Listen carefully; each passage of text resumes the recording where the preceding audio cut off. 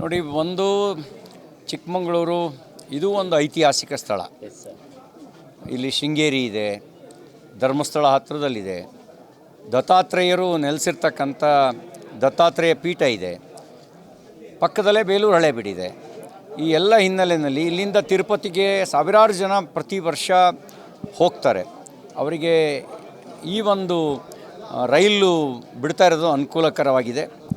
ನಮ್ಮ ಸಂಸದರಾದಂಥ ಕೋಟ ಶ್ರೀನಿವಾಸ ಪೂಜಾರಿ ಅವರಿಗೆ, ನಮ್ಮವರೇ ಆಗಿರ್ತಕ್ಕಂಥ ರೈಲ್ವೆ ಖಾತೆ ಸಚಿವರಾದ ವಿ ಸೋಮಣ್ಣವರಿಗೆ, ಹಾಗೂ ಕೇಂದ್ರದ ರೈಲ್ವೆ ಖಾತೆ ಸಂಪುಟ ಸಚಿವರಾದಂಥ ಮಿತ್ರರಾದ ಅಶ್ವಿನಿ ವೈಷ್ಣವ್ ಅವರಿಗೆ ನಾನು ಧನ್ಯವಾದಗಳನ್ನು ಸಲ್ಲಿಸಲಿಕ್ಕೆ ಬಯಸ್ತೇನೆ.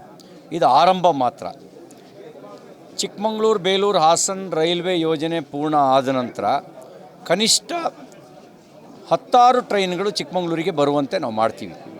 ಅದು ಚೆನ್ನೈಯಿಂದ ಚೆನ್ನೈ, ಮೈಸೂರು, ಹಾಸನ, ಚಿಕ್ಕಮಗಳೂರು, ಈ ರೀತಿ ಚೆನ್ನೈಗೂ ಸಂಪರ್ಕ ಕಲ್ಪಿಸುವ, ಬೇರೆ ಬೇರೆ ದೇಶದ ಬೇರೆ ಬೇರೆ ನಗರಗಳಿಗೆ ಸಂಪರ್ಕ ಕಲ್ಪಿಸುವಂಥ ಟ್ರೈನ್ಗಳು ಇಲ್ಲಿ ಪಾಸ್ ಆಗುವಂತೆ ಮಾಡ್ತೀವಿ.